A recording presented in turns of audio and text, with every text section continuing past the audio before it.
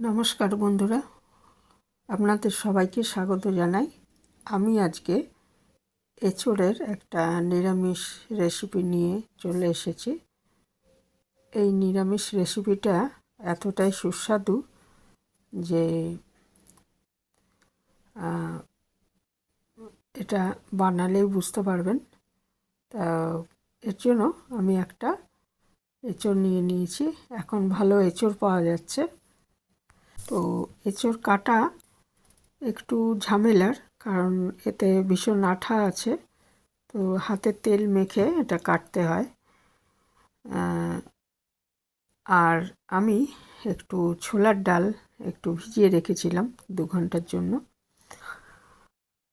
ধুয়ে ভালো করে ভিজিয়ে রেখেছিলাম। যে এঁচোড়টা কাটা এখন একটু ঝামেলার। আমি বটিতেই কেটেছি, ছুরিতে আমার তো এমনিতেই অসুবিধা হয়, আর এটা তো খুবই অসুবিধাজনক কাটা।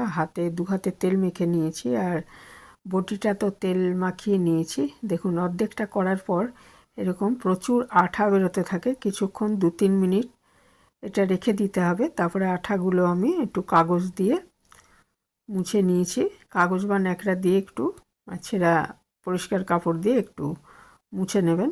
তারপরে মাঝখানে যে শক্ত অংশটা, ওইটা আর ওই খোসাটা খুব মোটা হয়, খোসাটা বাদ দিলেই হয়ে যাবে। কারণ এঁচোড় বাড়তি হয়ে গেলে আবার কাটার স্টাইলটা একটু অন্যরকম। এটা শুধু খোসাগুলো বাদ দিয়ে দিলেই হবে।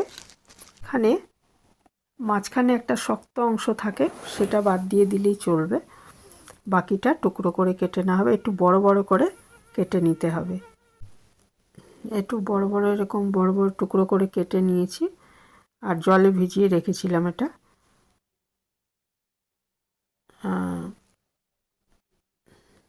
তারপরে এটা ভালো মতো 2-3 বার ধুয়ে এটা একটু সেদ্ধ করে নেব। এই সেদ্ধর কাজটা আমি প্রেসার কুকারে করেছি। ইচ্ছে করলে কড়াইতেও করতে পারেন, সেক্ষেত্রে সময়টা অনেক বেশি যাবে। সেই জন্য আমি প্রেসার কুকারে সেদ্ধ করেছি। ছোলার ডালটাও ভালো মতো ভিজে গেছে, এটাও দিয়ে দিলাম। দিয়ে আমি 1 বাটি জল এর মধ্যে দিয়ে, বা মোটামুটি যে প্রেসারটা আসবে যাতে আসে সেইভাবে জলটা দেবেন। আর একটু নুন আর হলুদ দিয়ে দেবেন। দিয়ে একটাই মাত্র সিটি দেব। বেশি সিটি দিলে কিন্তু ডালটাও একদম গলে একদম হয়ে যাবে, আর এঁচোড়টাও গলে যাবে, সেটা খেতে ভালো লাগবে না। কাজেই একটাই মাত্র সিটি দিয়ে এটা নামিয়ে নেব। সেদ্ধর কাজটা কড়াইতেও করা যায়, তবে সময়টা অনেক বেশি লাগবে বলে আমি প্রেসার কুকারই করলাম। কিন্তু সিটি বেশি দেওয়া যাবে না, একটাই দেবেন। একটা সিটি দিয়ে এটা আমি নামিয়ে নিজে থেকে ঠান্ডা হতে দেব প্রেসার কুকারটা। একটা সিটি পড়ে গেছে, এবার নিজে থেকে ঠান্ডা হতে দিচ্ছি। আর এখানে আমি গ্রাইন্ডারে, ওটা ঠান্ডা হোক ততক্ষণে একটা মশলা করে নিচ্ছি। 4-5 কোয়া রসুন, আর একটা বড় পেঁয়াজ, আর এক টুকরো আদা, এটা আমি পেস্ট করে নিলাম। এরপর একটা কড়াই বসিয়ে তাতে আমি একটু গরম মশলা শুকনো খোলায় ভেজে নিচ্ছি। এটা গুঁড়ো করে নেব। একটু তেজপাতা আছে, 4টে ছোটো এলাচ আছে, 3টে লবঙ্গ আছে, আর এক টুকরো দারচিনি। এগুলো আমি একটু শুকনো খোলায় ভেজে নিয়েছি, নিয়ে গুঁড়ো করে রেখেছি। আর তারপর আমি এখানে সর্ষের তেল নিয়ে নিয়েছি 3 চামচ মতো, নিয়ে আলুটা ভালো মতো ভেজে নিচ্ছি। আলুটা নুন আর হলুদ দিয়ে ভেজে নিচ্ছি।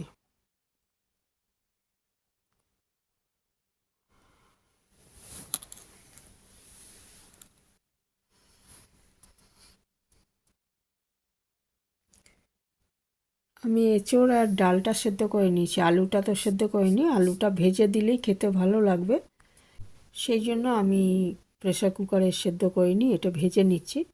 আলুটা ভেজে নিয়ে এটা নামিয়ে রাখবো। তারপরে ওই তেলের মধ্যেই আমি একটা শুকনো লঙ্কা আর তেজপাতা আর একটু সাদা জিরে, এটা ফোড়ন হিসাবে দিয়ে দিচ্ছি।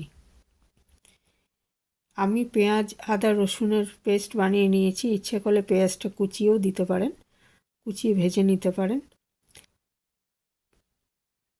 ঠিক মাংস যেভাবে রান্না করে অনেকটা সেইভাবেই রান্নাটা হবে। এই যে পেঁয়াজ আদা রসুন বাটাটা দিয়ে দিলাম, ফোড়নটা দিয়ে দিচ্ছি একটু লঙ্কার গুঁড়ো, লাল লঙ্কার গুঁড়ো, আর অল্প দিচ্ছি কাশ্মীরি লাল লঙ্কার গুঁড়ো। কাশ্মীরি লাল লঙ্কার গুঁড়োটা ঝাল হয় না, রঙের জন্য ওটা দিলাম। আর মশলাটা ভালো মতো কষিয়ে নিচ্ছি। এটা কাঁচা গন্ধটা চলে গেলে এর মধ্যে আমি জিরে গুঁড়ো দেবো। 2 চামচ মতো জিরে গুঁড়ো দিয়েছি, যেহেতু এঁচোড় অনেকটা, আমি বড় 2 চামচ জিরে গুঁড়ো দিয়েছি এর মধ্যে। ইচ্ছে করলে এর মধ্যে ধনে গুঁড়ো দিতে পারেন।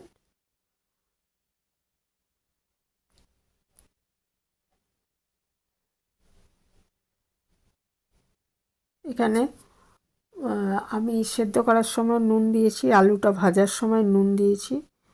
আর এরপরে এটা দেখে নুনটা দিতে হবে, নুন আর লাগবে কি না। একটুখানি জল দিয়ে দিলাম, কারণ জিরে গুঁড়োটা যেহেতু আমি আলাদা আগে ভেজাইনি, সেই জন্য ওইটার জন্যই একটু জলটা দিলাম। দিয়ে আবার মশলাটা ভালো মতো কষিয়ে নিচ্ছি।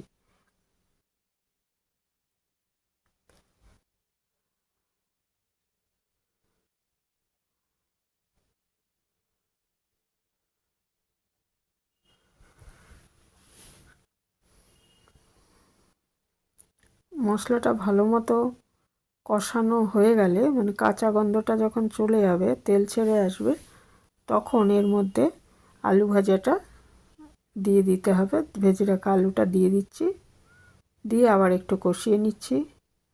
একটু কষানো হয়ে গেলে 2 মিনিট কষানো হয়ে গেলে এর মধ্যে সেদ্ধ করে রাখা ছোলার ডাল আর এঁচোড়টা, সেদ্ধ এঁচোড়টা দিয়ে দিতে হবে।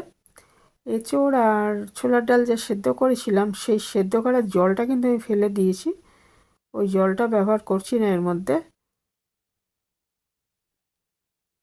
কারণ একটা গন্ধ আছে এঁচোড়ের, সেটা ওই সেদ্ধ জলটা দিলে ভালো লাগবে না। ওই জলটা বাদ দিয়ে এটাকে ডাল আর এঁচোড়টা এর মধ্যে দিয়ে কষিয়ে নিচ্ছি ভালো করে। সেদ্ধটা একদম পারফেক্ট হয়েছে, মানে ডালটা দেখুন সেদ্ধ হয়েছে অথচ গলে যায়নি, এঁচোড়ও তাই। আর অল্প সেদ্ধ হয়ে যাবে যখন আলুটা ঝোল দিয়ে যখন ফোটাবো, তখন আলুটাও সামান্য বাকি আছে, তখন এটাও হয়ে যাবে। একটু গরম জল দিয়ে দেবেন, তাহলে রান্নার ইয়েটা ঠিক থাকে আর কি। দিয়ে দিচ্ছে খুব সামান্য, ছোটো চামচের 1/2 চামচ চিনি, কারণ এরকম রান্নায় একটু মিষ্টি দিলে ভালো লাগে, সেই জন্য এটা দিয়ে তারপরে আমি পরিমাণ মতো জল দিয়ে এটা ঢেকে 3-4 মিনিট রান্না করে নিচ্ছি, কারণ সব কিছুই প্রায় সেদ্ধই হয়ে আছে। একটু সব কিছু মিশে যাওয়া, আর আলু যেটুকু সেদ্ধ বাকি আছে, এঁচোড় ছোলার ডাল সবই সেদ্ধই আছে। আমি দেখে নিয়েছি, একদম পারফেক্ট হয়েছে, গলেও যায়নি, আবার ইয়েও নেই, শক্তও নেই, দুটোই সেদ্ধ হয়ে গেছিলো। তো খুব ভালো মতো সব মিশিয়ে দিচ্ছি। মিশিয়ে দেওয়ার পর এখানে লাস্টে শুধু আমি 2টো জিনিস দেবো, সেটা হচ্ছে একটু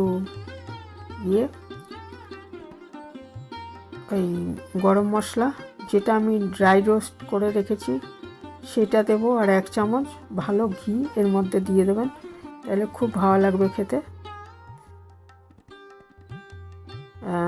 1 চামচ ঘি দিয়ে দিলাম, আর ওই যেটা শুকনো খোলায় ভেজে রেখেছিলাম মশলাটা শিলে গুঁড়ো করে নিয়ে দিয়ে দিলাম। এটা ঠিক মতো রান্না করতে পারলে এঁচোড় একদম মাংসের মতোই লাগে, সুস্বাদু হয়, সেই জন্য এটাকে গাছপাঠাও বলে। তো খুবই ভালো হয়, এভাবে করলে করে দেখতে পারেন।